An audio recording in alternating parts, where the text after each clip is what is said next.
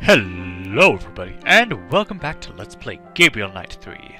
Last time, we followed Prince James's men, who told us to get off the case for some reason. And Prince James himself was very weird about the fact that we ended up in Manila Chateau. Apparently there's something around here that he wants to kind of keep quiet about. Anyway, those two men, first they accused Gabriel of having the baby, or his people, I guess. Then they went over to Chester's house, Larry Chester, and did a Freemason handshake with him. That's interesting. Anyway, we are now playing as Grace Nakamura, so let us do what Grace does best and do some research. So here you have a search program, and pretty much there are a ton of different files that they put in this game that you can search for. Some of them are pretty useless. I don't really know like what all is there, but either way we can look for them. So let's do some of the obvious ones. San Grail. Holy Grail. The original most famous story of the Grail is a Wolfenbach's classic Parsifal. In the story, the knight Parsifal of King Arthur's court rides out in search of the legendary Holy Grail. He then comes to a mysterious castle and is invited inside. There he meets the Fisher King. The Fisher King suffers from a terrible wound in his thigh. Because of this infirmity, both the castle and the kingdom have fallen into disrepair and sorrow. Parsifal is invited to stay for a banquet. He witnesses a procession. First a squire with the bleeding lance enters. Next comes two squires carrying 10 branched candlesticks. Then comes a damsel with the Grail. Unfortunately, Parsifal fails to ask the critical questions. What is the Grail? And whom does it serve? Because he does not ask, he loses his chance to access the Grail and to heal the Fisher King and his land. Later in the story, Parsifal rectifies his error and wins the Grail by virtue of his pure heart. Many other authors have written of the Grail. It is said in various accounts to be a chalice, a stone, and a platter. Some authors claim it is guarded by knights in an underground cavern. Knights, Others claim that it was a cup purchased by Joseph of Arimathea for the Last Supper and later used by him at the crucifixion to capture the blood of Jesus. Some believe those who drink from the cup achieve immortality. The source here, Schottenjäger Archives. So yeah, looks like Grace has archived the Schottenjäger records into this computer, which is very helpful. So let's see, how about Prince James? House of Stuart. The House of Stuart was the royal house of Scotland from the 14th century, beginning with Robert the Bruce in 1314, who won independence from Britain. Another famous descendant of the family was Mary, Queen of Scots. In 1603, James VI succeeded Elizabeth I of England, who died childless. James VI ruled both Scotland and England, uniting the countries, but the age-old rivalry between Scotland and England made the succession difficult for the English to bear. His son, Charles I, was murdered by Cromwell. In 1660, Charles II was named King of England and Scotland, uniting the countries under the Stuart dynasty once again. But it was not to last. The Stuarts were ousted and replaced by the current dynasty, the Hanovers. Today, the House of Stuart is active in its exile and are called the Counts of Albany or Princes of Albany. Doesn't tell us much about James, but I guess that's his family history. And his family seems to be the one with the weird curse going on, so this might be interesting information to remember. Let's see, let's go vampires, because that's sort of an obvious conclusion to draw with what they've been telling us. Entries containing vampires. Let's go with this one. 18th century vampires treatise translated from German. Vampirism is the act of stealing and drinking another's blood. There are creatures which drain psychic energy instead of blood, and one might argue that these creatures are vampires, but in occult circles such beings are referred to as succubi. For the purpose of this treatise, blood must be involved.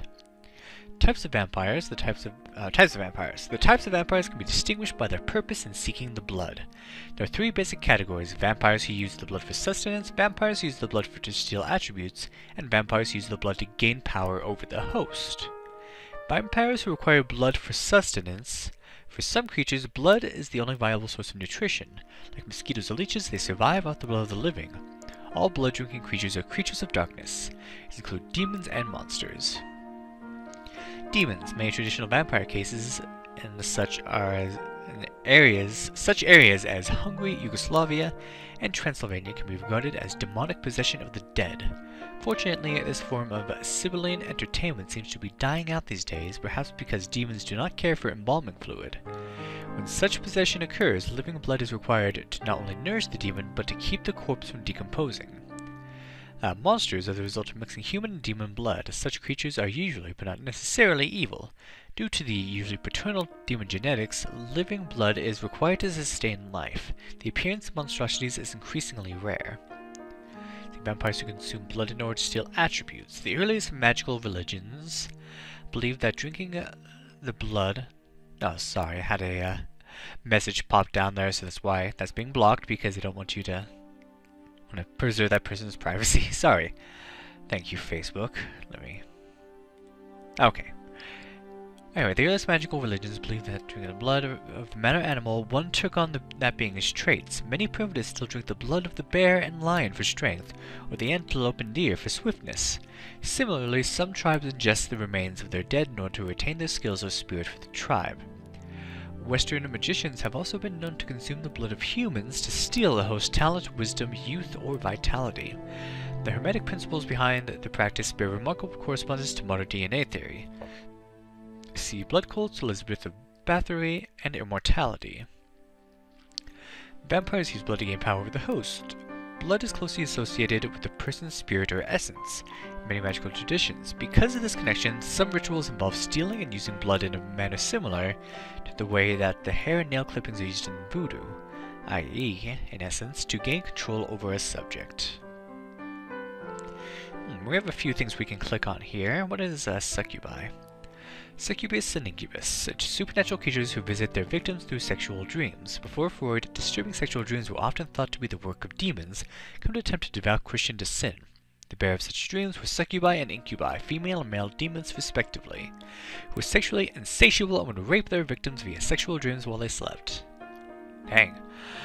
As fun as this might sound, it could be a terrifying experience for those who believed in such things. It was believed that a visit from a succubus or incubus would drain energy, even life, from its victim. It was a very common form of demonic possession. And what were these others? Blood cults. From Diary of an English Adept, Rosencline, I have heard it whispered in the highest magical circles that a cult exists whose secrecy goes even beyond the impenetrable nine. This cult practices black magic and, in particular, a peculiar kind of blood magic. Thus have obscure but pernicious rumors surfaced about the existence of a blood cult, a group whose magic revolves around the properties of blood. Some rumors claim that this group is searching for immortality and/or heightened magical power through the manipulation of the blood by magic rite, interbreeding, and even imbibing the blood of others with desired powers or properties. And what else was there? Elizabeth of Bathory. Elizabeth of Bathory is a historical figure that has been compared to Jack the Ripper and Dracula, no small feat. Obsessed with it remaining beautiful, Elizabeth invented a unique anti-aging formula, bathing in the blood of young virgins. She killed and tortured something like 600 girls, according to the trial records, before she was finally arrested for her crimes. Her servants were burnt at the stake for their part in the dire deeds, but Elizabeth was walled up alive in Bathory Castle. Yeah, I've heard of her. She's, creepy. And immortality. Oh, lots more stuff. Okay, immortality, or living forever, has been an age-old quest of mankind. Ever since man realized that he, like his father before him, would one day die, the quest to escape that sentence has been on. It has been fraught with desperation and little success. Many religions seek to assure their followers of life beyond death, that is, of the continuing life of the spirit, either through a destiny in heaven or hell, or through reincarnation back into the earthly plane. The goal of many occult traditions has been to look for immortality in the here and now. Not trusting in the promise of the spirit world, alchemists sought to create the Philosopher's Stone in order to achieve immortality. Others sought the Fountain of Youth or the Tree of Life from the Garden of Eden. In the case of the later two, it was said that a drink or a single fruit would produce immortality. In the story of the Grail, the knight who protected the Grail was granted immortality as long as he remained in its presence. There are legends regarding immortals, men or women who have achieved immortality, who continue to walk the earth long after the biological time has passed. See Wandering Jew. See, I believe this Grail is, what we've already read. Alchemists. Alchemy is an ancient art especially practiced in the Middle Ages primarily to discover a substance that would transmute common or base metals into gold or silver and to find a means of definitely prolonging life, a human life. Even though its original purpose and techniques have been doubtful and visionary, alchemy was the predecessor to modern chemistry. The ancient practice dates back to Egypt. It flourished in Alexandria at the same time a school of alchemy was developing in China. The early Greek philosophers wrote the first chemical theories. The theory advanced by Empedocles in the 5th century BC that all things are composed of air, earth, fire, and water greatly influenced alchemy. Roman emperors seem to have mixed feelings about the practice. Caligula is alleged to have ordered experiments performed attempting to produce gold from orpiment, a sulfide of arsenic, while Diocletian is said to have ordered all Egyptians' works concerning silver and gold to be burned and all such experiments stopped. The fundamental basis on which alchemy rests is Aristotle's doctrine that all things tend to reach perfection. This led to the theory that gold found deep within the earth had naturally been produced from less perfect metals. The alchemist's hopes was to discover the secret of this natural process and duplicate it. The original attempts for achieving such a feat were both empirical and practical, but toward the 4th century, astrological and magical influence were becoming more dominant. But in the 13th century, the practice of alchemy took on almost religious fervor. The skilled alchemist not only went through rigorous apprenticeship, but also a solemn ceremony upon the completion of his training. This is seen by the influence of Neoplatonic magic, astrology, mysticism, medicine, the esoteric doctrines in the Near East, Pythagoreanism, the Orphism, which were eventually embodied in alchemy. By their strict practices and the searches for the philosopher's stone, the true alchemists endeavored to refresh and restore the earth. Because of its spiritual aspect, alchemy is still valued by many today. And there's a ton more stuff. What are these sources? Anyway, but let's get back to matter at hand. Like I said, there's a ton of stuff, but we need to kind of stick to what's relevant. So, excerpt from Dracula, from Bram Stoker's Dracula. She seemed like a nightmare of Lucy as she lay there, the pointed teeth, the blood-stained voluptuous mouth, which made one shudder to see, Yeah, this is just an excerpt from Dracula. It is a good book, I suggest you read it, and it's a very long excerpt. So if you want to read it, then I suggest you read Dracula. Just read the book, it's good. Alright, that's like more than half the video reading. Let's just get out of here. So that's what we want to explore right now. Now let's take a look around. Let's do it like this.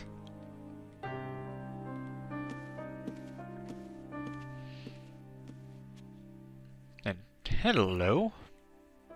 Someone left us a book. That's odd.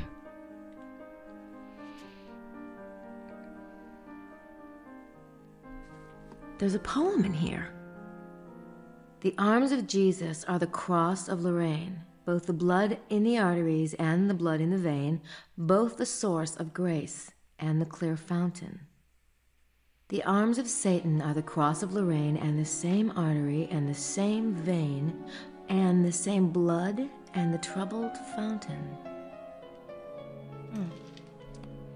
I think I'll leave the poem for Gabriel. So yeah, somebody left that for us, and perhaps Gabriel can make more sense of it in his investigations. Did she just tear that page out of the book? That's not right. Look, we have Gabriel's or Grace's stuff there now. Alright, now it's time for us to do some questioning of our own. Come on, Grace. Where? Oh, what did you... Oh, come on. Tricky one, aren't you? Okay. And down the stairs we go. And let's talk with Jean.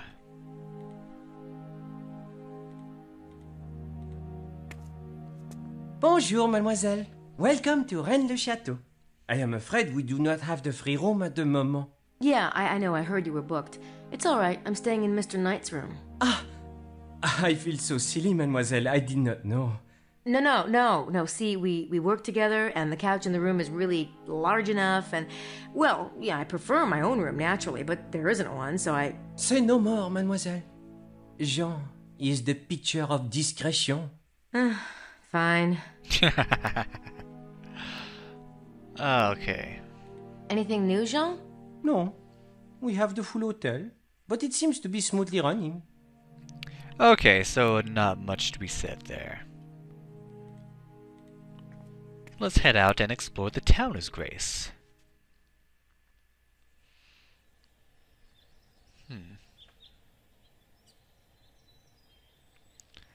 Let's see. Let's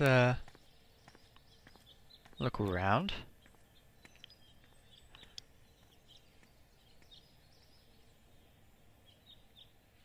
Actually, I don't want to head there. I think I remember where I want to go.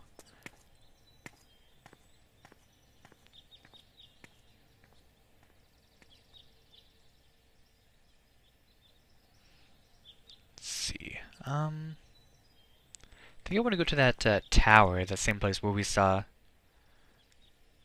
what's his face? Bukele with his stuff. With his binoculars. Oh, by the way, there was a little thing I missed kind of in the last episode. It's no big deal, I guess.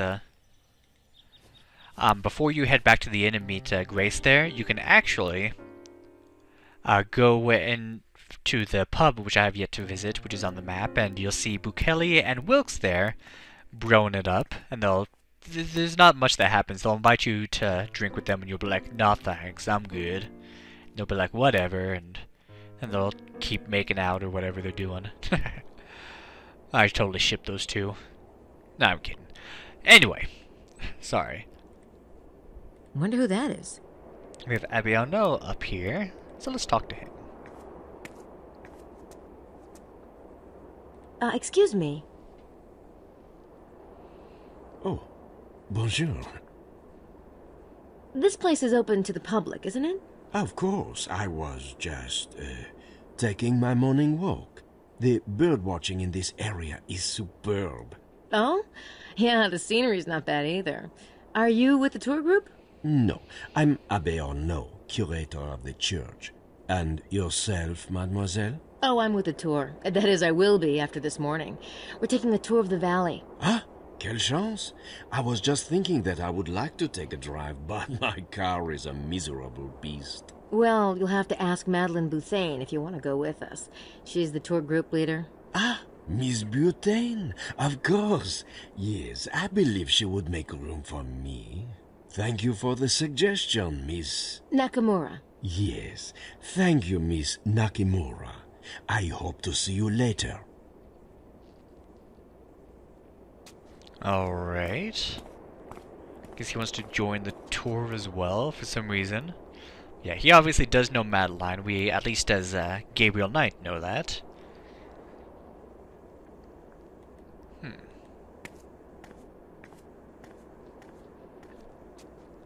So let's go and see when that tour will start.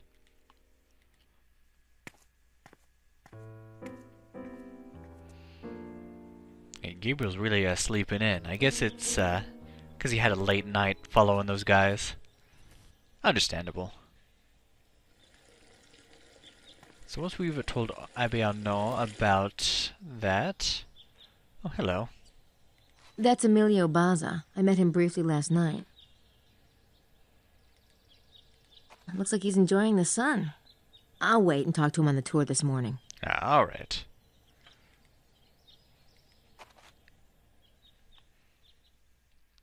So let's see if we go in here. Perhaps we have to go in there.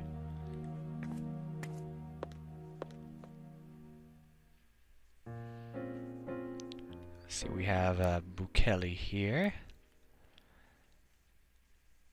We have the two ladies here, and there's Madeline. I'll bet that's Madeleine Bouthane, the tour group leader.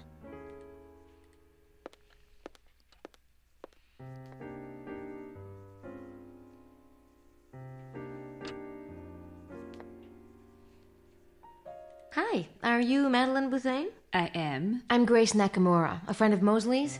I'd like to join your tour. Haven't I already had this conversation? It was more interesting the first time. You must be talking about Gabriel. Yes, much more interesting. You told him it would be 2,000 francs. For him. For you, it is 3,000. What? The tour leaves at 9. If you decide to come along, bring a check.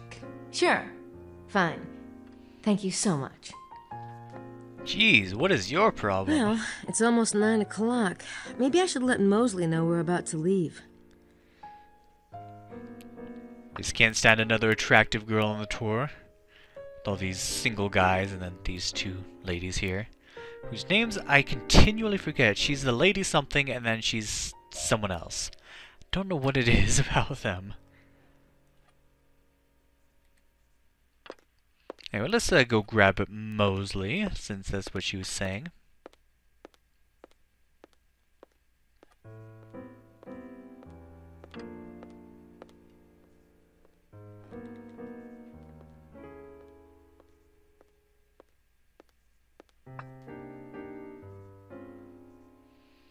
So let's see, Mosley is up here. Was it? Yeah, room 33.